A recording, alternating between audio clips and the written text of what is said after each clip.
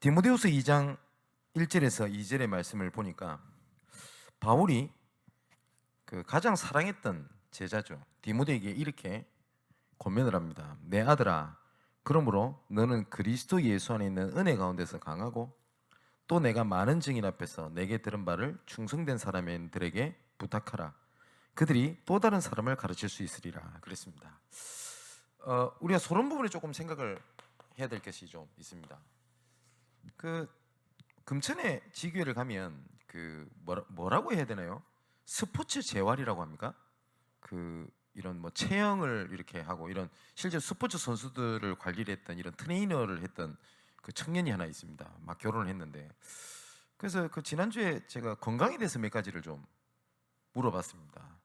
뭐 작년까지 그런 생각을 별로 잘 안 했습니다만은 제가 올해 들어서 건강을 조금 챙겨봐야 되겠다 이런 생각이 좀 들어가지고 뭐 자세라든지 운동에 대한 얘기를 조금 이렇게 물어봤어요. 그랬더니 그 저한테 재밌는 얘기를 하더라고요.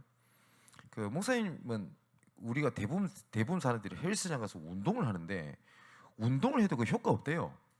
지속도 못 한답니다. 근데 그 운동을 할 수 있는 뭐를 준비를 해야 된다라고 얘기를 합니다. 그걸 보고 뭐라고 얘기를 하냐면 시스템이라고 얘기를 하거든요. 운동을 할 수 있는 시스템이 돼야 혼자 지속할 수 있고 뭐라도 할 수 있지. 이게 준비 안 되면 안 된대요. 그래서 저보고 일주일에 2번 시간을 내 가지고 그 참여해서 지속적으로 한 두석 달간 이렇게 좀 하다 보면 혼자서 이제 목사님 혼자 뭐 운동할 수 있도록 이렇게 될 거라고 얘기를 해요. 그걸 보고 시스템이라고 합니다. 그죠? 전도도 마찬가지입니다. 우리가 전도가 왜 안 되냐, 그리고 왜 또 지속이 안 되냐라고 할 때 이 시스템이 준비되지 않아서 그렇거든요. 쉽게 말하면 전도는 망대를 세우는 겁니다. 마태복음 5장 14절에 예수님께서 직접 말씀하셨습니다. 너희는 세상의 빛이라. 우리가 빛이라고 하는 것은 변함이 없습니다. 단지 망대 위에 올려두지 못한 것 때문입니다. 그래서 뭐라고 말씀하셨냐? 누가 등불을 말 아래 두지 아니하지 않냐? 그 등대 위에, 그게 이걸 보고 망대라고 하거든요. 그 위에 세우지 않냐? 그때 했을 때 많은 모든 사람에게 비춰지느니라. 예수님께서 하신 말씀입니다. 그래서 우리 하나님께서 우리를 이미 빛으로 부르셨기 때문에 조금만 뭘 하는 거냐? 시스템을 준비를 하는 겁니다. 그래서 이번 전도 캠프 때 지금 여기저기서 응답이 있고 이런 것들이 있는데 응답이 소중합니다. 근데 그 응답이 우리 캠프의 결론이 아닙니다. 뭐냐? 시스템을 세우는 겁니다. 이게 시스템이 세워야 첫 번째 지속할 수 있어요. 그리고 시스템이 있어야 사실상 지속이 되어지지. 시스템이 없을 때는 지속하려고 몸부림쳐야 됩니다. 근데 시스템이 되면 그때부터 되어집니다. 그죠? 아까 운동 얘기를 들었지 않습니까? 굉장히 일리 있다라는 생각이 들더라고요. 목사님이 아무리 뭐 운동하고 싶어도 헬스장 가도 지속 못 한다는 거예요. 그리고 효과도 없고. 왜냐? 운동을 할 수 있는 시스템이 준비 안 돼 있는데. 그죠? 이런 분도 있을 겁니다. 나는 그렇게 왜 전도하려는데 왜 전도가 잘 안 됩니까? 그리고 또 영접은 되는데 왜 자꾸 지속이 안 되고 열매가 없습니까? 여러 가지가 이유가 있겠습니다만은 그 한 단어가 시스템입니다. 자, 그래서 우리가 전도 캠프를 통해서 우리가 응답받을 캠프의 결론은 이 지속하는 지교회가 우리의 결론입니다. 그래서 조금 뭘 생각을 해야 되냐면 이번 전도 캠프 때 내 머릿속에 그림을 갖고 계시되 전도 캠프를 어떻게 내가 좀 시작을 하겠냐 할 때 이 순서대로 딱 하면 됩니다. 가장 첫 번째가 뭐냐? D-Day를 일정하는 겁니다. 예를 들어서 교육자를 초청을 하시든 아니면 함께 어느 현장을 가시든지 간에 내가 들어갈 날을 딱 정하는 겁니다. 들어갈 날을. 이번 캠프를 두고 내 직장에 실제적으로 내가 복음 전하는 날을 딱 정하는 겁니다. 막연하게 뭐 되겠지가 아니라 날을 딱 정하는 겁니다. 이 D-Day는 원래 전쟁 용어입니다. 전쟁 개시. 이때 실제로 전쟁 용어 때 썼던 단어거든요. 이 날을 정하는데 우리가 생각할 때는 내가 날을 정한 것처럼 보이지만 이때부터 흑암은 흔들리기 시작합니다. 흔들린다는 결과로, 그 증거로 여기저기서 사건이 일어납니다. 어떨 때는 핍박으로, 어쩔 때는 굉장히 무시하는 걸로, 어쩔 때는 좋은 반응으로 일이 나온단 말이에요. 나를 정해놓고 두 번째 내가 생각해야 될 게 있어요. 뭐냐면,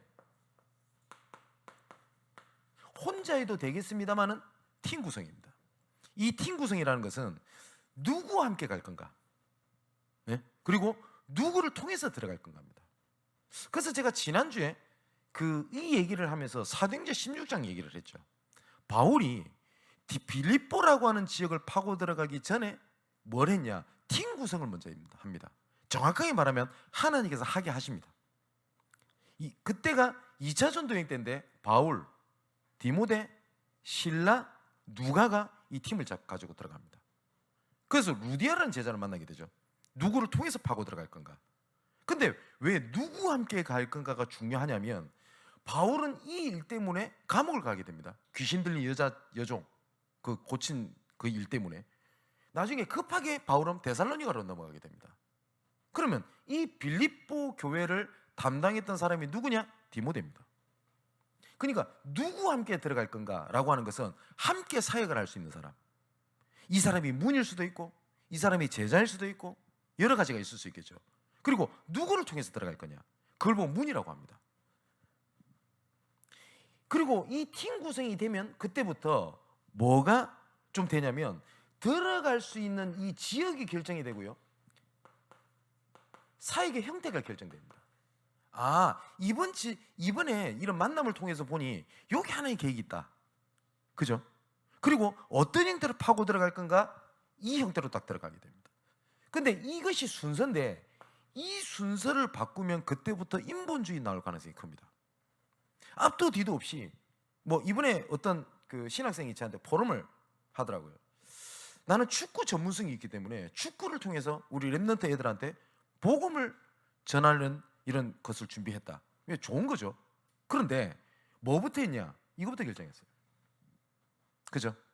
그래서 제가 웃으면서 이런 얘기를 했습니다. 만일에 이번에 하나님의 계획이 그 랩런트가 아닌 다른 학부모, 친구 중에서 문이 열리면 안 보일걸? 내가 딱 그랬어요.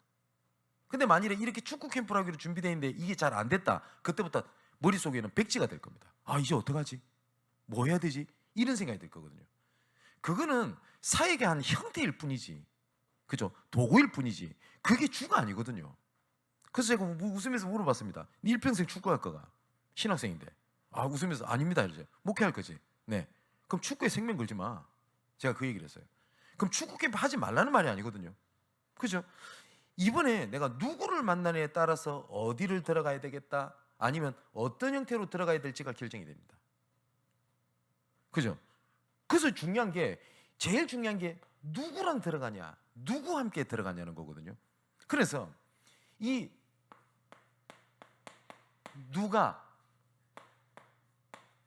누구를 통하여 이 할 때 제일 중요한 게 누가 들어가냐가 되게 중요합니다. 똑같은 현장도요, 베드로가 들어가냐 그리고 바울이 들어가냐가 달라요. 맞죠?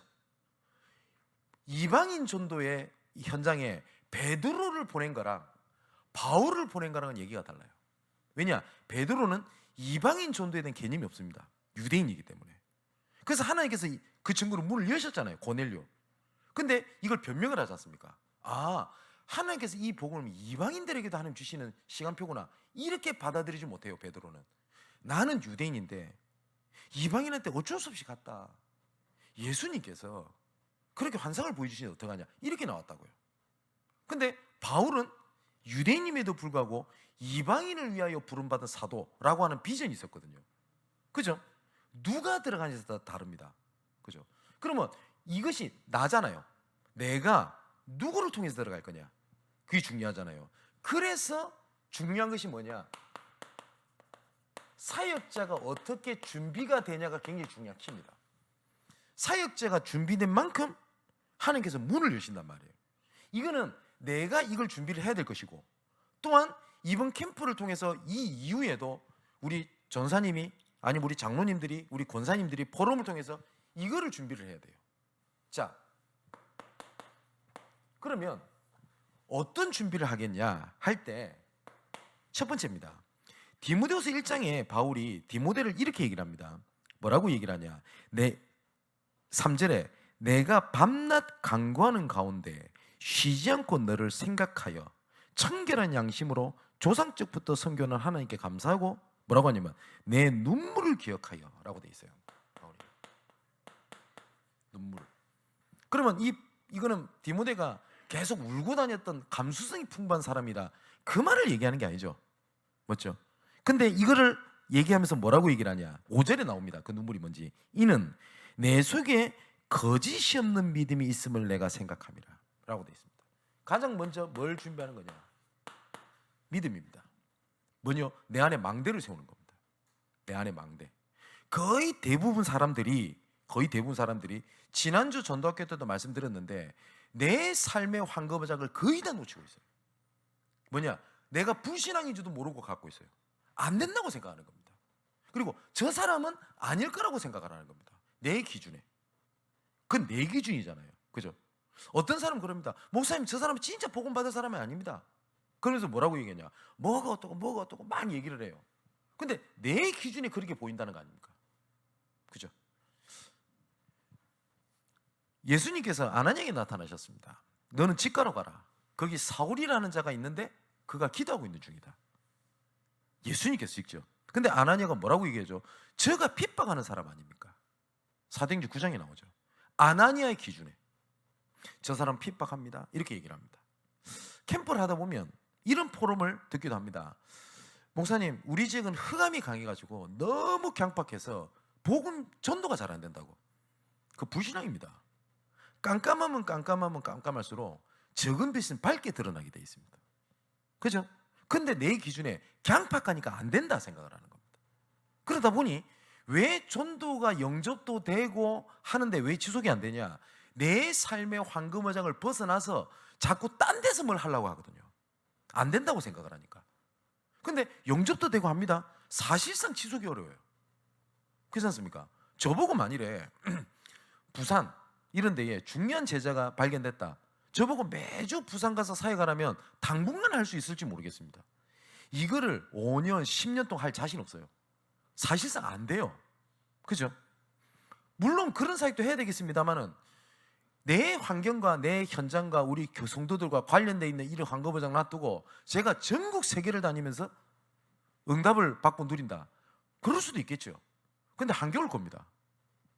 그죠? 그래서 가장 중요한 것이 뭐냐? 내 안에 있는 망대를 세우는 겁니다. 뭐냐? 믿음의 망대를 세우는 겁니다.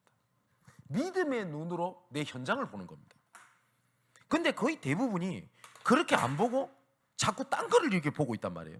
자, 7절에 이렇게 되어 있습니다. 디모데 7절에 하나님이 우리에게 주신 것은 두려워하는 마음이 아니요 오직 능력과 사랑과 절제하는 마음이니 그러므로 너는 내가 우리 주를 증언한가 또는 주를 위하여 갇힌 자 된 나를 부끄러워하지 말고 오직 하나님의 능력을 따라 복음과 함께 고난을 받아라. 여기 보니까 오직 능력, 오직 하나님의 능력, 뭘 얘기를 하죠? 오직입니다. 오직이란 말은 외골수를 얘기하는 게 아닙니다. 오직 그리스도라고 하는 것은 다 필요 없어. 말씀만 들으면 돼. 자기는 제대로 삶 속에서 중요한 걸 안 하고 있는데 나는 말씀 듣고 있다, 그 외골수를 얘기하는 게 아닙니다. 오직 안에 모든 것이 있다는 말입니다. 내가 이번에 오직을 붙잡았더니 하나님께서 관계된 모든 곳에 하나님이 빛을 비추는 거다. 그죠? 그거를 확인을 하는 겁니다. 또 9절 10절에 이렇게 되어 있습니다. 하나님이 우리를 구원하사 거룩하신 소명으로 부르심은 우리의 행위대로 하심이 아니요 오직 자기의 뜻과 영원전부터 그리스도 예수 안에서 우리에게 주신 은혜대로 하심이라. 이제는 우리 구주 예수의 나타나심으로 말미암아 나타났으니 이는 사망을 패하시고 복음으로서 생명과 썩지 아니할 것을 드러내신지라. 내가 이 복음을 위하여 선포자와 사도와 교사로 세움을 입었다. 여기 보니까 9절이 이렇게 됐죠. 소명. 하나님께서 나를 부르신 것이 뭐냐? 행위대로 한 것이 아니다. 그죠? 하나님께서 나를 부르신 거는요, 나에 대한 조건과 내용이 단 1도 포함되지 않습니다. 하나님이 무조건적으로 선택한 겁니다. 그죠? 그래서 바울은 그 칼빈은 이걸 보고 뭐라고 그랬냐? 하나님의 불가항력적 은혜, 무조건적 선택, 이렇게 얘기를 했어요. 이 사람이 어떤 조건이 좋아서 선택했다? 성경에 그리 되어 있지 않습니다. 로마서 9장에는 바울이 야곱과 에서를 얘기를 하면서 하나님께서 왜 야곱을 선택하셨나요? 무조건적으로 하나님께서 야곱을 선택을 하셨어요. 그렇기 때문에 여기에서 왜 나를 선택했어? 왜 나는 나를 선택하지 않았어라고 반문할 수 없다라고 바울이 단언합니다. 그죠? 그것처럼 하나님께서 우리 양문교회의 공동체를 통하여 내 그 업에, 그 지역에 그 일을 맡으셨던 하나님의 소명은 뭐예요? 내 행위와 수준과 상관없이 하나님의 뜻으로 말미암아 된 것이다.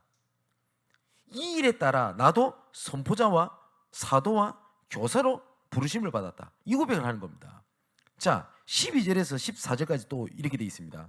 이로 말미암아 내가 또 이 고난을 받되 부끄러워하지 아니함은 내가 믿는 자를 내가 알고 또한 내가 의탁한 것을 그날까지 그가 지키실 줄을 확신한다. 너는 그리스도 예수 안에 있는 믿음과 사랑으로서 내게 들은 바를 바른 말을 본받아 지키고 우리 안에 거하시는 성령으로 말미암아 내게 부탁한 것을 아름다운 것을 지키라 라고 되어 있죠. 여기에 대해서 뭘 얘기를 합니까? 이 소명을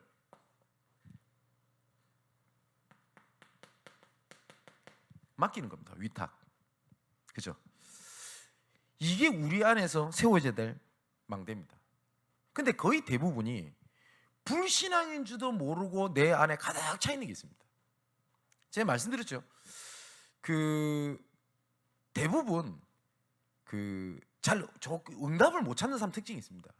뭘 많이 알아요. 뭘 많이 알아요. 그러다 보니까 그렇게 해야 된다고 생각을 해요. 내 기준인 줄 몰라요. 오늘 어떤 신학생이 저한테 전화를 해가지고 고민을 얘기하는 겁니다. 어디 대학을 이번에 하는 계획이 맞다라는 확신이 들어서 가기로 했대요. 이번 캠프 때. 자기가 그 학교 출신이라 분명히 하는 계획이 있겠죠.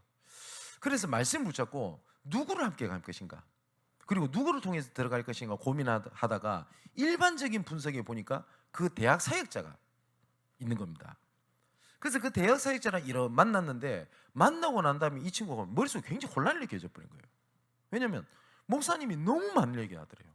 청강대학에 대한 역사, 이 학생에는 몇 명이 있고 오만 얘기를 다 하더라고요. 그래서 나름대로 모임하고 있겠죠. 뭐 EBS 1, EBS 2 뭐 이런 거. 그러면서 이렇게 얘기를 하더래요. 요 참여 다 해라 하면서. 그래야지 전도할 수 있겠냐. 자기는 그거 하러 간 게 아니거든. 그냥 머릿속에 혼란이 느껴진 거예요. 그러니까 그래서 제가 그런 얘기를 해줬어요. 그 대학을 너무 잘 아는 게 그 목사님한테는 그게 불신앙이라고. 그죠? 제가 말씀 한 번 안 드렸습니까? 우리나라에서는 이렇게 복음 전하면 안 돼. 내 불신앙입니다. 한 번은 중국 심양이라고 하는 지역을 제가 캠프를 하러 가게 됐습니다. 그때 한때 우리 전도 캠프 굉장히 이렇게 막 흐름을 탔었을 때, 전도 신학원이 해외에 생기면 전도 캠프를 통해서 신학원을 설립을 했었어요. 그래서 제가 그 심양에 지시를 받고 들어가게 된 겁니다. 중국은 공안한테 잡히면 끝장입니다. 그죠? 끝장이라기보다는 진짜 많이 힘듭니다. 저도 공안한테 여러 번 잡혀봐서 아는데, 근데 심양에 들어가자마자 드디어 사건이 일어났어요. 요새는 아이클라우드 이런 데 영상 같은 걸 가지고 이렇게 해서 필요한 류광수 목사님 영상이라는 게 틀 수 있지만, 그때 당시 CD 들고 다닐 때거든요. 근데 제가 당연히 자료를 들고 왔을 거 아닙니까? 잡혔어요. 잡혔는데 저 따라 세 분의 목사님 따라 들어가셨거든. 제가 잡혀도 저는 풀려나야 될 거 아닙니까?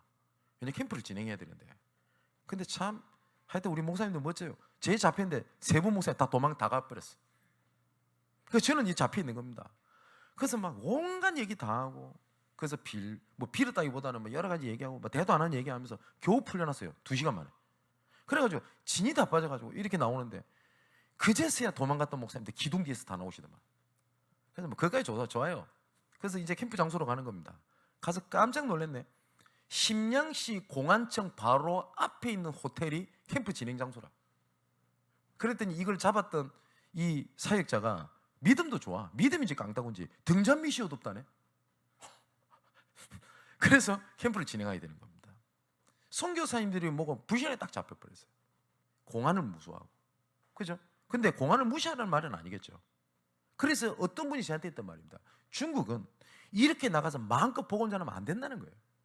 그래서 뭐라냐? 조용히 개인 전도로. 그럴까요? 개인 전도가 전도가 아닌 건 아닙니다만 성경에서 말하는 전도는 그게 아니거든요. 그럼 중국에서는 다르단 말입니까? 아니죠. 어떤 한 친구가 이건 말씀을 잡은 겁니다. 그래서 심양에 어떤 대학이 하나 있어요. 제가 그 대학 이름은 기억이 나지 않는데 이 친구가 거기 총장님이 자기를 이쁘게 보신다는 것을 이쁘게 보신대요. 근데 하필이면 이번 캠프 때 장소가 바로 내가 다녔던 그 간호대학을 나왔는데 거기에 하는 계획이 있지 않겠나. 그때 말씀드린 생각났던 사람 그 총장님. 공산주의 국가에서 이런 총장이라든 이 지위는 반드시 정부와 연결되어 있습니다. 그죠? 이 친구가 들어간 거예요, 총장실에. 그래서 인사하고 자기 고백을 한 겁니다. 내가 하나님을 믿는데 총장님에게 이건 종교 얘기를 하는 것이 아니라 너무 내가 이 그리스도인 걸 얘기를 총장님한테 진짜 드리고 싶었다고. 학교 다니면서. 총장님이 그 얘기를 가만히 듣더니 인터폴을 딱 눌러요. 뭐라고 얘기를 하냐? 지금 밖에 있는 비서 뭐 이런 직원들 있죠. 임직원. 내 방에 다 들어오라고.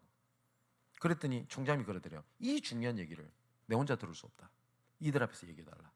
그 뒤에 거는 걱정하지 마라. 내가 책임져 줄게. 그래서 그 총장이야 임직원들이 전부 다 예수 믿고 교회로 연결돼 버렸어요. 저 잊지 못합니다. 내가 공산주의를 너무 잘한다. 불신앙. 내가 이 분야 너무 잘 알아. 불신앙. 내가 우리 남편을 너무너무 잘 알아. 불신앙. 그죠? 렘넌트들 사역을 하다 보면 많이 여러 가지 뭐 걸림돌이 될 수 있는 게 있겠습니다만은 뭐 정말 많은 부분에 부모님이 걸림돌 되는 경우가 더 많아요. 왠지 압니까? 내 자녀 너무 잘 알아요. 그러다 보니 전사님이나 어떤 사역자부터 사는 게 아닌 것 같거든. 그런 거 불신한 경우 되게 많습니다. 그죠? 내가 너무 잘 알아. 그렇습니까? 믿음입니다. 그죠? 믿는 거 외에는 아무거나 답이 될 수가 없습니다. 그런데 우리는 자꾸 어떻게 생각하냐? 깨달았다, 이해했다, 봤다. 그게 믿음보다 앞서 있어요. 그죠? 백부장의 믿음 아시죠? 모든 사람들은 뭐라고 얘기를 했냐? 그때 당시에 예수님 우리 집에 갑시다. 좀 내 상처 있는 거 만져주세요. 어떤 여자는 내가 예수님 옷자락이라도 만졌다면 내가 나을 수 있겠다. 이렇게 하는데 백부장은 뭐라고 얘기를 합니까? 내 너희 집에 가자. 내 하인 고쳐줄게. 딱 뭐라고 하죠? 아니요, 올 필요 없습니다. 내 하인들도 말만 하면 딱딱 움직이는데 예수님께서 말씀만 하시면 나을 줄 믿습니다. 예수님께서 뭐라고 말씀하시죠? 내가 유다에 이런 믿음을 가진 자를 본 적이 없다. 맞죠? 이 사람은 뭘 믿었어요? 예수 그리스도 능력을 믿은 겁니다. 근데 그때 당시에 목회자 바울, 도마 뭐라고 합니까? 내가 만지지 않고서는 내 절대 못 믿겠다. 그때 예수님이 나타나시지 않습니까? 만져봐. 이 만지고 믿음 없는 자가 되지 말고 믿음 있는 자가 되라. 그러면서 하신 말씀이 뭐죠? 보지 않고 믿는 자가 더 복되다. 그렇게 말씀하셨습니다. 우리가 깨달았다, 체험했다 보다 앞서는 건 뭐냐? 그리스도를 아는 믿음입니다. 그래서 우리가 사역자 준비에서 가장 중요한 게 뭐냐? 믿음입니다. 그러면 이 믿음이 어떻게 생기냐고 할 때, 어떻게 생기다고 할 때 말씀이 살아 움직이는 것을 확인해야 돼요. 근데 거의 대부분 성도들은 말씀의 은혜도 받고요, 말씀의 위안도 삼습니다. 간혹가다 이런 사람도 있습니다. 어떻게 목사님 내 상황을 다 알고 얘기합니까? 예, 그것도 은혜 받는 거 맞겠죠. 그런데 이 말씀 따라 인도받고 말씀이 성취되고 있다고 하는 것은 거의 대부분 모르고 있어요. 그러다 보니 은혜 받았다가 넘어졌다가 일어났다, 이게 계속 반복된단 말입니다.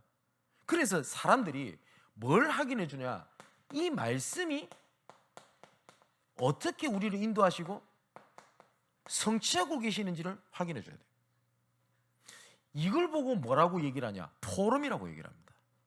굳이 표현하자면 이걸 보고 삶 오늘이라고 그래요.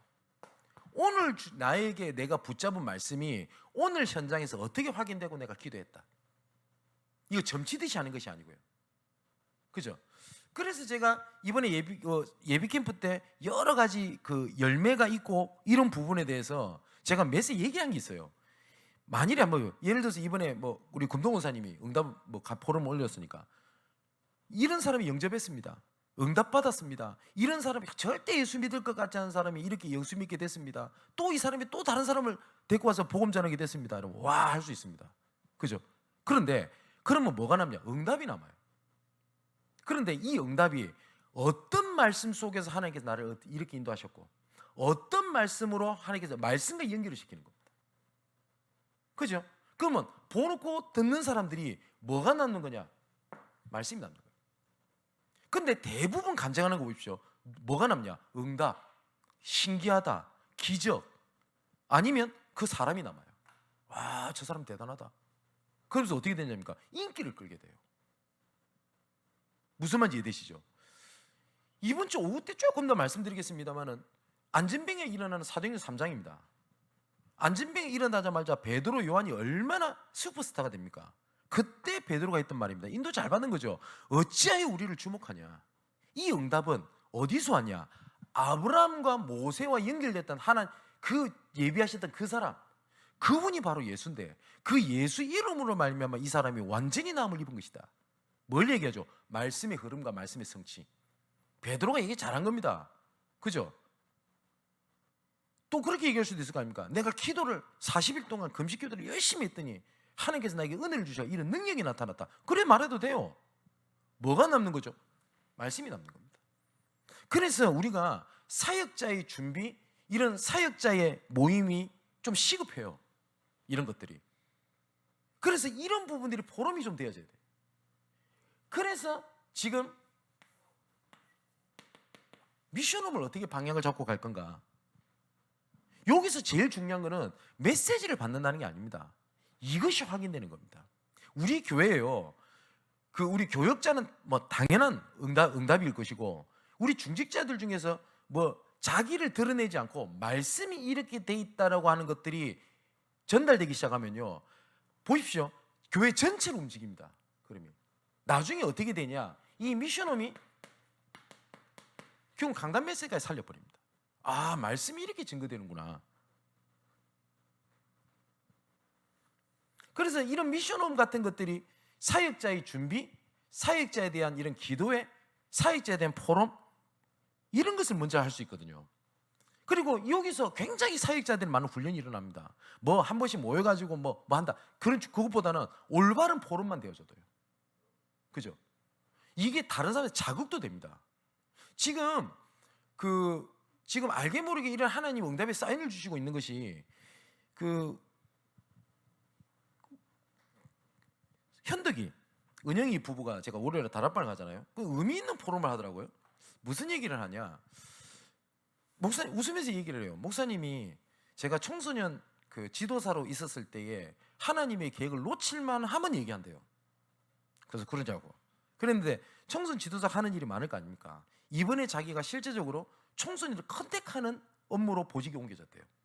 근데 이 보직은 아무나 안 가려고 한대요. 너무 힘들대요. 그래서 다 거절한답니다.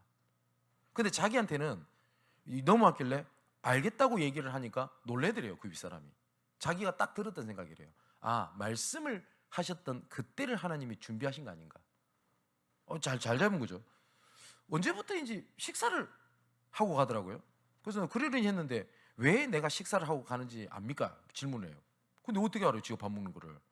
근데 우리 전사님이랑 우리 청년들이 좀 이렇게 포럼을 좀 하나 봐요. 밥 먹을 때. 이 친구가 그 은혜를 받은 거예요. 아, 밥 먹는 게 아니구나. 그래서 이 포럼에 대한 중요한 의미를 이번에 좀 느낀 것 같아요. 그래서 이런 얘기를 좀 한다고. 그래서 제가 우리 전사님한테 아까 식사하면서 농담 아닌 이런 말 했거든요. 그때 엄청난 기적이 일어났을 거 아닐걸요. 청소년들 막 우리 청년들 현장에서 막 안전병이 일어나고 막 갑자기 100억씩 벌리고 그런 거 포럼에 쓸 리가 없을 겁니다. 분명히. 맞죠? 살살 인도받은 은혜 받은 거 얘기했겠죠. 이게 한 사람의 눈을 딱 바꿔버린 거예요. 무슨 말인지 되십니까? 이게 눈에 보이지 않는 것들이 쫙 전달되는 겁니다. 이게 사실상 강단을 통해서 다 전달되기 어려워요. 사실상. 그런데 실제로 이렇게 군데군데에서 하나님의 응답의 흐름의 역사가 이루어지고 있는데 이것들이 전체적으로 흘러가지 못하다 보니 피가 곳곳에 전달되지 못하는 겁니다. 그러면 이 사역자 모임을 할 수 있는 키가 미션홈인데 여기에 대한 고민을 좀 하고 있습니다. 실제적으로 이 금요일날 이 시간에 모여가지고 원래는 온라인으로 사실상 어려워요. 근데 온라인은 어쩔 수 없이 합니다만은 가정에 우선 남편 문제라든 여러 가지 때문에 온라인으로도 사실상 어려운 분들이 있어요. 그죠? 듣는 분 중에서 뭐 말씀이야 그냥 들으면 되지만 포럼은 해야 되니까. 그래서 어떤 몇 가지 생각을 해본 것 중에 하나가 그럼 주일날 하면 어떨까? 라는 생각도 해봤다가요. 또 오늘은 좀 어떤 생각이 드느냐면 결정을 제가 지은 건 아닙니다. 토요일을 활용을 해볼까? 지금 류 목사님께서 뭐 금토일 시대 이렇게 말씀을 하시는데 그러면 뭐 핵심이 막 끝나자마자 이러면 12시면 되거든요. 그 12시에서 1시 그 만일에 이때 자녀들이 필요하면 데리고 와도 좋다. 그렇게 해서 우선 랩런트들 뭐 금토일 시대를 여는 것도 좀 가능하지 않겠나. 여러 가지를 좀 놓고 생각하고 있습니다. 그러면서도 제가 또 마음이 약해가지고 토요일날 쉬게 해줘야 되는데 이런 약간 그런 마음도 있고요. 이거 전도캠프 본캠프가 5월달이 되기 전까지는 이 부분 좀 픽스가 돼야 되지 않겠나 이런 생각이 있거든요. 이런 사역자 준비를 가장 먼저 해야 돼요. 그래서 다른 사람들에게 어떠한 말도 믿음을 심겨주지 못합니다. 격려, 위로, 그 사람의 마음을 다독일 수 있지만 이 사람한테 믿음이 들어갈 수 있는 건 말씀 외에는 없어요. 맞죠? 믿음은 들음에서 나고 그 들음은 말씀이라고 되어 있습니다. 우리가 아무리 믿음 예를 들어서 격려의 말, 위로, 좋은 말 해준다고 믿음 잘할 것 같아요? 아닙니다. 말씀. 그 말씀이 어떻게 되어 있냐? 오늘 본문에도 이렇게 되어 있지 않습니까? 2절에 네가 많은 증인들 앞에서 내게 들은 바, 바울을 얘기합니다. 내게 들은 바를 충성된 사람에게 부탁해라. 이들이 또 다른 사람을 가르칠 수 있으리라. 그겁니다. 내가 받은 은혜, 이걸 전달하는 거예요. 근데 이 사람이 또 다른 충성된 사람에게 이걸 그대로 전달하는 겁니다. 이게 눈에 보이지 않는 파급력이 엄청나거든요. 이 사역자 준비가 가장 시급해요. 그래서 이거를 미션홈을 통해서 할 건데 이거를 토요일 날 하는 게 좋을 건지 잘 모르겠습니다. 혹시 이런 부분에 좀 의견이 있으면 언제든지 저한테 좀 얘기를 해주시고요. 이런 것이 딱 준비가 되면 두 번째로 딱 따라오는 응답이 있을 겁니다. 뭐냐? 당장 내 삶의 현장이 다르게 보입니다. 그죠? 현장에 망대를 세우는 겁니다. 가끔가다 RUTC TV라든지 이렇게 응답받은 사람들의 포럼을 잘 한번 들어보십시오. 저는 이런 분들의 이런 간증이라든지 영상이 있으면 되게 유심히 듣는데 이 사람의 증거를 듣지 말고요. 이 사람의 인도를 어떻게 받는지 잘 보세요. 한번 확인해 보세요. 지금 우리 RUTC TV 앱에 들어가면 집중훈련 시대 때 그게 간증자들의 포럼이 있을 겁니다. 한번 보십시오. 거의 100%입니다. 뭐냐? 내 삶의 황금원자가 찾아낸 거예요. 나는 이것이 문제라 생각했는데 내가 말씀에 믿음이 생기게 되니 그때부터 내 삶의 현장에 이거는 내 고난이 아니구나. 이게 응답이구나. 이래 되는 거예요. 내가 진짜 하나님의 말씀을 통해 믿음을 받게 되니 나는 자녀 문제인 줄 알았더니 이게 현장이 망대구나. 그죠?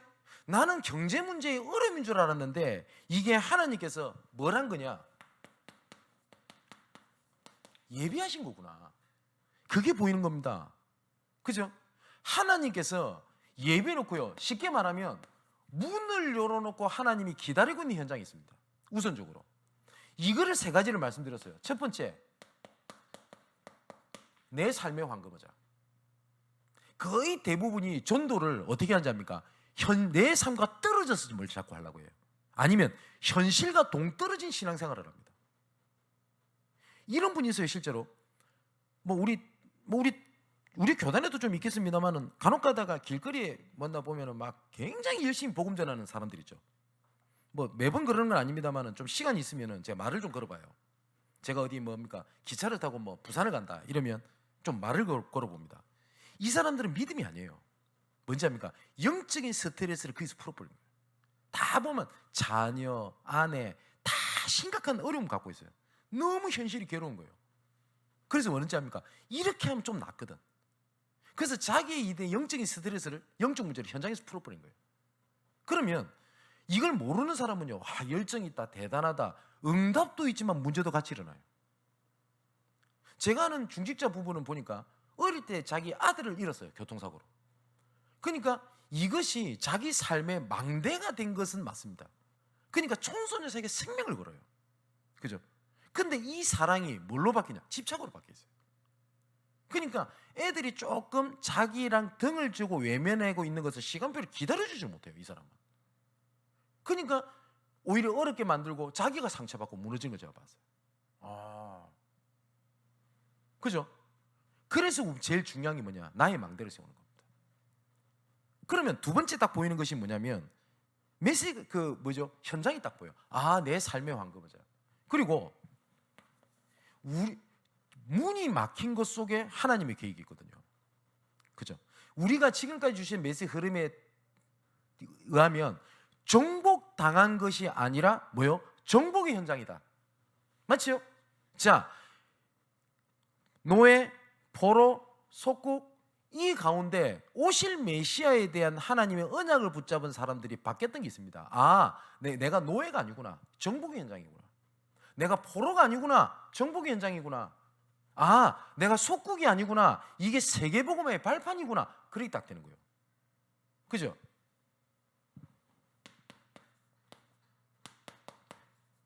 세 번째는 만남입니다. 불신자들은 만남을 소중히 여깁니다. 특히 영업사원들 같은 경우. 근데 믿는 사람들이 보면 만남의 기준을 딱 정해버려요. 아, 이 사람은 내랑 좀 통하니까 제자, 동력자. 좀 안 맞아? 영적 문제. 딱 판단 딱 해버리잖아요. 그죠? 목사인 제가 제 기준으로 우리 성도들을 보면서 이 사람은 내 제자, 아, 이 사람 아직 멀었고, 이 기준을 가지고 제가 우리 교회를 목회하면 어떻게 될 겁니까? 사실상 저는 끝난 겁니다. 그죠? 그 제가 이거 말씀 한번 드렸잖아요. 목사님은 누구랑 친한갑다. 오해하지 마십시오. 아, 목사님은 나를 싫어하는 것 같다. 그런 오해도 절대 하지 마십시오. 이건 하나님 듣고 계실 거 아닙니까? 제 머릿속의 기준에 이 사람은 조금 내 사람 같고 이 사람은 조금 약간 외면하고 결단코 없습니다. 하나님 앞에 당당히 말씀드렸습니다. 결단코 없습니다. 그잖아요. 단지 기다릴 뿐이고 어떨 때는 밀어주고 어쩔 때는 함께 가고 할 뿐이지 누가 저랑 없습니다. 절대 없습니다. 우리 장로님들 아실 겁니다. 우리 장로님들이 그래도 쟤랑 제일 가깝다고 할 수 있겠죠.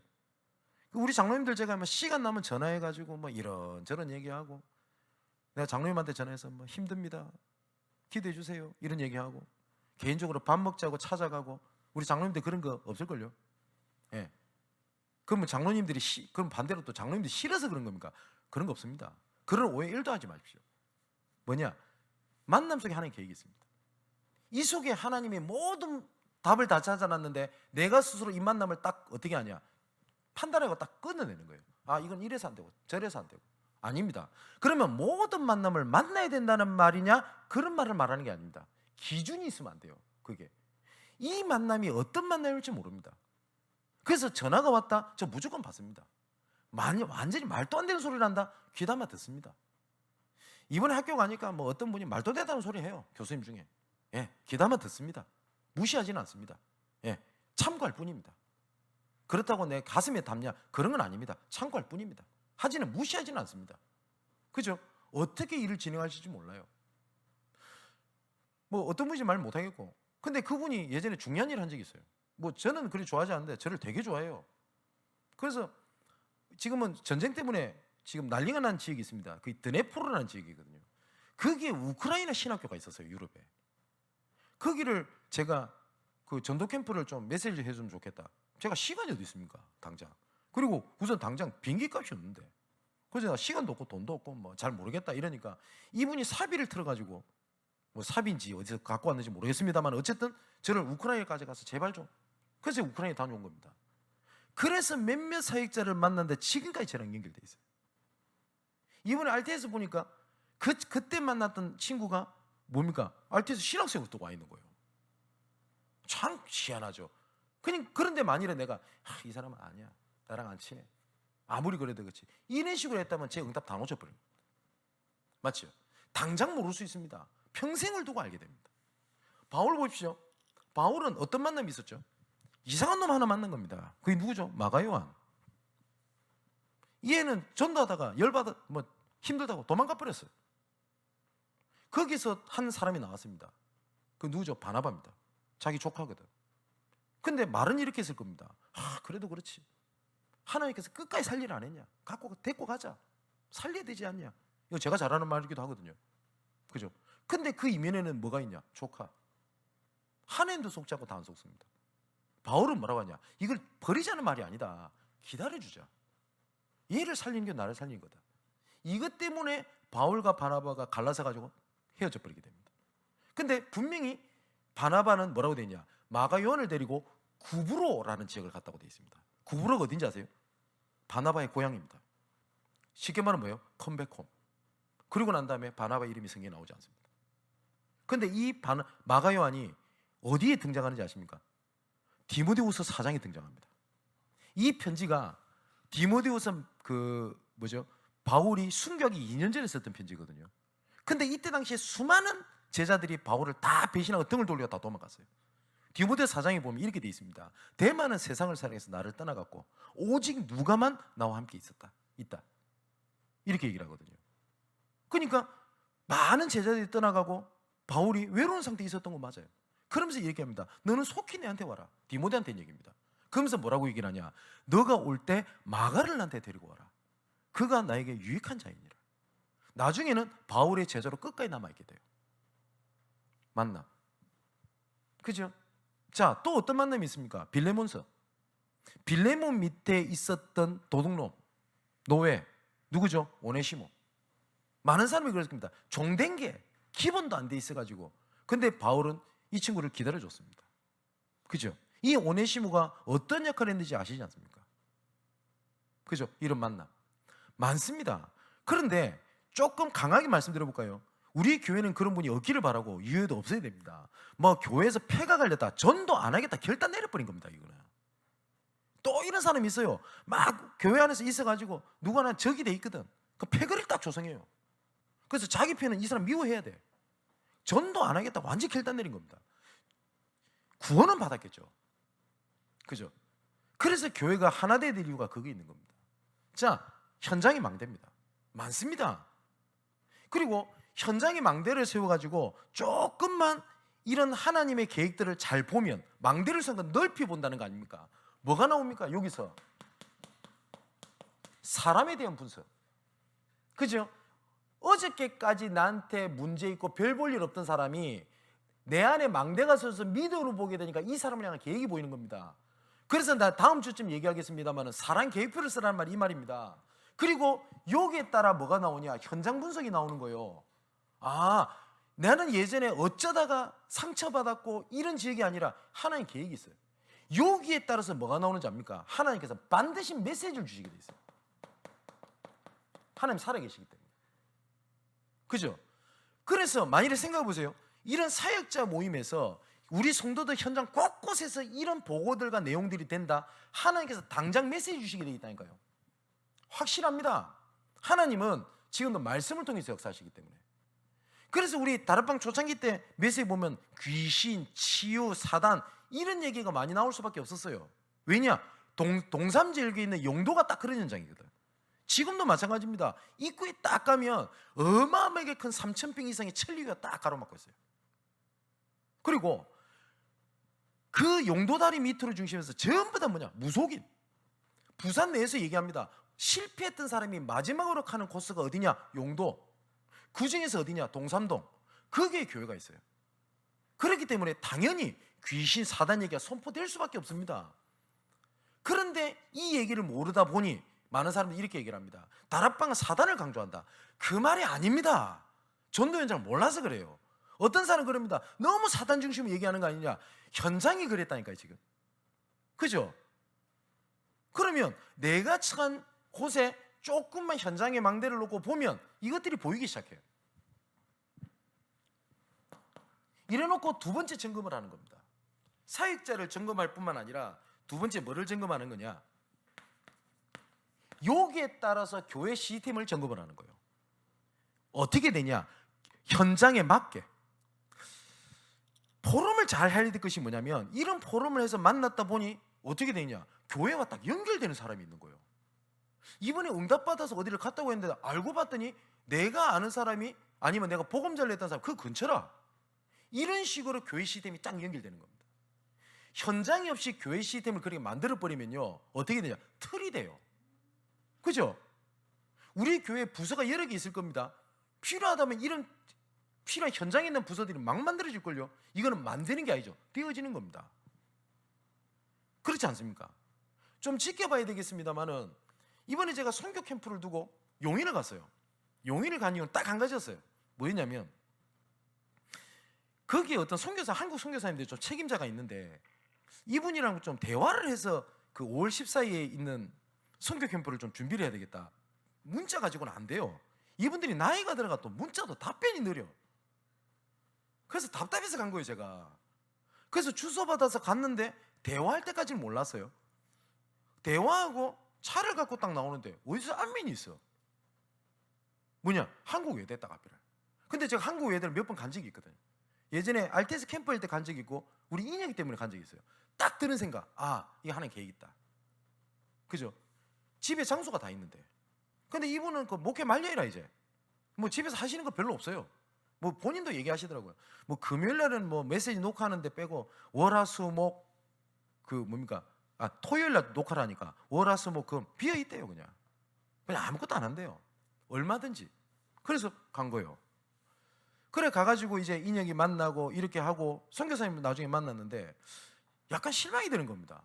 왜냐면 이런저런 현장에 있는 얘기를 하니까 우선 목사님이 못 알아들어요. 선교사님이. 얼마든지 이 사모님은 이런 사명자가 있고 이러면 여기서 우리 집에서 이렇게 하면 되겠네요. 이런데 목사님 대뜸 묘라니까 집에서 한다 되나? 동아리 같은 거 건물을 어떤지 임대해서 해야지. 대화 안 되대요. 그래가지고 제가 애 같아가지고 뭐 우리 교회 뭐 포럼을 나왔던 거 이런 거 보여드리면서 뭐 이 말씀드리니까 반응이 없어요. 아닌가? 그래서 그런 생각이 들었어요. 한 번 더 들어가야 되겠다 용인에. 그러고 있는데 그 다음날 제가 RTS 캠프를 뚝 하고 우리 남선 조사님이 저한테 보고를 하더라고 학교에서. 이번에 뭐 짠 것도 아니에요. 어떻게 팀 구성을 따라 하나님의 계획인들 인도받아라 메시지를 전했는데 그 팀이 이렇게 포럼을 하면서 어디를 갔냐? 한국 외대를 딱 간 거예요. 그래서 아니라 다를까 우리 전사님이 인혁한테 전화를 하고 그러고 있는데 또 그 뭡니까? 제1의 사람, 제2의 사람 이 문이 있을 거 아닙니까? 다른 사람을 통해서 했는데 어디 사역자 한 사람이 있어요. 근데 우리는 목요일에 들어가잖아요. 이 팀들이. 근데 목요일날은 자기가 저쪽 잠실 어디에 사역하러 간대요. 근데 하필이면 우리 남수환 조사님 저 팀들이 그 현장에 가는 날 그 사역자가 몸살이 나가지고 잠실 안 가고 한국 외대에 남아 있었게 된 겁니다. 좀 더 지켜봐야 되겠습니다만 하나님 보세요. 이렇게 하나님의 시스템 문을 열어요. 관련된 게. 여러분 이해되십니까? 그런데 이것이 서로 포럼하고 확인하지 않으면 이거 문 다 닫는 거예요. 그죠? 그래서 안 그래요? 그 보고를 듣고 제가 어떤 생각이 들었냐? 그 다음에 제가 뭐라고 얘기를 하냐면 아마 다음 주나 그 다음 주가 될 것 같은데 용인 외대 저 팀이 현장 들어갈 때 가서 같이 들어가자 그랬어요. 뭐가 보여요. 뭘 해야 되겠다. 그죠? 이게 포럼이에요. 이거를 방법으로 설명이 가능합니까? 그죠? 계속 말씀드리겠습니다만 있다니까요 그런 게. 답답해. 있어요. 그래서 교회의 모든 것들을 현장 시스템과 연결시키라는 말이 그 말입니다. 그래서 이번 주에 올해 제가 말씀드렸지 않습니까? 영적 시스템 이겁니다. 현장 시스템 그리고 그에 따른 교회 시스템 이거를 누구한테 전달하는 거냐? 후대 미래 시스템. 자, 이걸 두고 하나님께서는요 사건을 막 일으킵니다. 사건을 사단이 일으키기도 합니다. 정확하게 말하면 하나님이 놔둔 겁니다. 사단은 발악을 하는 겁니다. 그죠? 그런데 대부분 이걸 뭘 잡고 있냐? 문제로 삼고 있는 겁니다. 그 어떤 사람은 그럽니다. 나 캠프 할 때마다 막 우리 집안에 문제가 와가지고 걱정된다면서. 아니요, 흑암이 흔들리는 건데 왜 내가 흔들리고 있습니까? D-Day 뭐라고 했죠? 시간의 주인공도 그리스도이시기 때문에 D-Day가 되어지는 그 정하는 그 순간부터 흑암은 흔들리게 되고 D-Day 그날 흑암은 무너지게 되는 것이다. 근데 D-Day를 정해놓고 사단이 흔들려야 될 그 시간에 왜 사역자가 흔들리고 있어요? 그죠? 하나님께서 사건을 일으킨다니까요. 문제 일으키지 마라. 그리고 문제 삼지 마라. 그리고 뭐냐? 이 사건 뒤에 하나님께서 예배에는 문이 뭔지를 찾아봐라. 그게 캠프라니까요. 그래서 그냥 열심히 노력하는 것도 아닙니다. 그러면 5월달에 순회 캠프를 놓고요 우리 교회 여러 가지 사건을 잘 보는 겁니다. 그죠? 오늘도 연락이 왔어. 우리 이은혜 지사님이 코로나 걸렸대. 그래서 내가 뭐라고 했냐면 코로나 다 없어지고 있는데 끝물 타고 있냐고. 예. 그래서 뭐 하랑이 괜찮냐 이러니까 하랑이도 또 확진이래. 그래서 아까 걱정이 돼가지고 괜찮냐 이러니까 교회에서 노는 것만큼 텐션이 좋대요. 그럼 아픈 거 아니라고. 근데 어떤 번쩍 생각이 드냐, 뭐 좀 봐야 되겠습니다만은 아마 지금 듣고 있겠죠. 이 모든 것들을 하나님 사건 캠프로 보시라. 울산에 이번에 제가 섬겼던 그 교회의 목사님이 전화가 왔어요. 전도 캠프가 끝나고 너무 은혜 받고 이제는 하나님 계획이 보이는데 폐렴이 걸려버린 거예요. 그래가지고 입원을 했어요. 그래서 제가 웃으면서 그랬습니다. 야, 요새도 폐렴이 걸리는구나 이랬더니 요새 많습니다 이러더라고요. 그러면서 이 친구가 이래요. 왜 하필 하나님이 은혜 받고 본격적으로 전도하는데 폐렴이 걸릴까요? 이 친구가 했던 면은 은혜 받았단 말이겠죠. 뭐냐? 사건 캠프인 것 같습니다. 그래요. 그 다음날 전화가 왔습니다. 목사님 어떻게 이런 일이 있을 수 있습니까? 물어봤어요. 그때 뭔데 이랬더니 자기 입원해 있으니까 어머니가 오셨을 거 아닙니까? 그죠? 근데 어머니가 오셨는데 그 병실 바로 옆방에 여자 병실이 있는데 어머니가 그러더래요. 내 아는 친구가 여기 있네 이러더래요. 그래서 그 친구가 예수 믿고 울면서 영접하고 뭐라 하냐, 나 이번 주부터 교회 가겠다고. 그러면서 뭐라 하냐, 저 사람 살리려고 하나님이 나에게 폐렴을 일으킨 것 같습니다. 잘 봤지? 맞죠? 근데 막 이렇게 할 수 있겠죠. 나 전달라 했는데 봐라 문제 생기네. 전도가 무섭다면서, 전도하면 막 문제가 생긴다면서, 걱정된다면서. 그럼 응답 다 놓쳐버린 겁니다. 맞죠? 교회에 일어나는, 개인적으로 일어나는 모든 사건을 뭐냐, 하나님 계획으로 봐라. 이래놓고 마지막 네 번째가 아까 말씀드렸던 것처럼 전도하는 지계를 세우는 겁니다. 자, 시간이 많이 갔기 때문에 이렇게 해놓고 이제는 영원히 지속할 수 있는 뭐라냐, 빛을 계속 비추는 망대를 세우는 겁니다. 사역자 준비에 따라. 이거는 다음 주에 좀 말씀드릴 겁니다. 사람에 따라 어떤 데는 다락방으로, 모든 만남과 지금부터 이루어지는 모든 포럼 속에 팀 사역으로, 그죠? 이런 하나님의 계획을 확인하고 제자를 본격적으로 키우는 미션 홈. 모든 엄마다 뭘 하는 거냐? 전문교회로, 모든 지역마다 지교회로 빛의 망대를 딱 세우는 겁니다. 그래 놓고 지속하는 겁니다. 자, 이런 시스템이 준비되게 되면 처음에는 내가 하는 것처럼 보이지만 되게 돼 있습니다. 지금까지 전도 캠프에 대한 메시지를 제가 하고 어쩔 때는 잠시 했다가 어쩔 때 말 안 들으면 집어넣었다가 이걸 계속 반복해 왔습니다. 근데 아마 느끼실 겁니다. 올해는 목사님 왜 저러지? 필 받았나? 이런 분 계실 겁니다. 필 받은 게 아니라 올해 우리 하나님께서 정복에 대한 시스템을 주실 때부터 이 날을 기다린 겁니다. 저는 확신이 있습니다. 지금까지 하나님께서 우리 사역자 준비하셨다고 믿습니다. 예. 이제 하나님께서 여러 가지 사인을 주고 계세요. 그죠? 자, 이제 결론입니다. 이제는 우리의 결단입니다. 디모데후서 4장 1절에서 8절. 바울이 마지막으로 썼던 편지라고 되어 있죠. 말씀드렸죠. 4장 1절에 이렇게 되어 있습니다. 하나님 아까 살아있는 자와 죽은 자를 심판하실 그리스도 예수 앞에서 그가 나타나실 것과 그의 나라를 두고 엄히 망하노니 너는 말씀을 전파하라. 언제요? 때를 얻든지 못 얻든지 항상 힘쓰라. 범사에 오래 참음과 가르침으로 경책하며 경계하며 권하라. 자, 3절에 이렇게 되어 있습니다. 때가 이르리니 사람이 바른 교훈을 받지 아니하며 귀가 가려워져서 자기 소욕을 따를 스승을 많이 두고 그 귀에 진리에 돌이켜 헛하는 얘기를 따르리라. 지금 이 시대가 맞아요. 그죠? 뭐 정치하겠다고 뭐 자유통일 뭐 통일한 거 하면서 정치한다고 광화문에 뛰쳐나가는 목회자들 하며, 그죠? 또 이번에 유튜브 중심으로 해가지고 뭐 박혁 뭐 귀신 쫓아내고 그게 옹호를 하고. 그래서 이 친구 분명히 문제 있는 거 맞거든요. 그래서 이 조심해라고 경고하는 글에 댓글을 제가 봤어요. 오늘 그 영상에 빠진 사람들이 신학을 해야지 하나님 일을 할 수 있냐, 그 말을 한 게 아니잖아요. 이게 성경적으로 맞지 않다는데 막 옹호하고 뭐예요? 헛하는 얘기를 따른 시대가 돼버렸어요. 그러다 보니까 어떻게 됩니까? 그리스도라고 하는 단어의 은혜를 받지 못하니 자꾸 딴 데를 다녀야 돼요. 그런 시대가 됐잖아요. 그러면서 이렇게 돼 있습니다. 5절. 그러나 너는 모든 일에 신중하여 고난을 받으며 전도자의 일을 하며 내 직무를 다하라. 그래서 바울의 마지막 고백이 나옵니다. 전제와 같이 내가 벌써 부어지고 나의 떠나갈 기약이 다가왔다. 제가 이건 여러 번 설명드렸죠. 쉽게 말하면 우리식으로 바꿔서 말하면 뭔지 압니까? 내 인생을 다 여기에 쏟아붓고 나는 이제 하나님이 부르실 때가 됐어.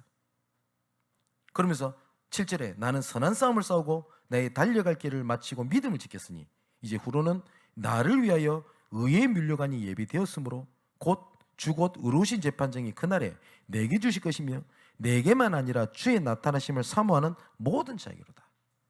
바울이 마지막 순간의 직전에 진짜 아닌 말로 이제 죽을 때 됐다고 자기도 여겼어요. 그런데 이 편지에서 제일 중요한 게 뭔지 아세요? 아까 말씀드렸던 것처럼 위탁, 이 일을 디모데에게 맡기고 싶어 했어요. 자, 이게 전도자의 마지막 눈물의 편지였습니다. 우리 어떻게 살아야 되겠습니까? 그죠? 주일날 좀 말씀을 좀 드리겠는데 저 시간이 많이 갔으니까요. 제가 이거 고백만 하고 제 마음속에 조금 하나님의 언약적 욕심이 조금씩 생겨집니다. 그 전까지는 제가 그런 적이 없었어요. 뭐였냐면 이건 우리 교회를 어떻게 해보겠다는 뜻은 아닙니다. 뭐냐면 이 지역교회를 도울 수 있을 만큼 교회 힘을 얻도록 해야 되겠다. 교회가 힘을 가져야 되겠다. 필요하다면 부흥도 해야 되겠다. 그 이유는 딱 한 가지입니다. 비자력교회 도와야 되겠어요. 우리 시차례가 우리 4월 30일 합니다. 기도해 주십시오. 우리 교회를 포함해서 25개 교회인데 이 중에서 자립한 교회가 6교회, 나머지 거의 18개, 19개, 20개는 교회가 자립해서 있지를 못해요. 그런데 우리는 응답받았니 축복받았니 반대로 나는 되니 안 되니 이러고 있을 때 교회는 다 죽어가고 있습니다. 그래서 조금 제 마음속에 욕심이 좀 생깁니다. 하나님 앞에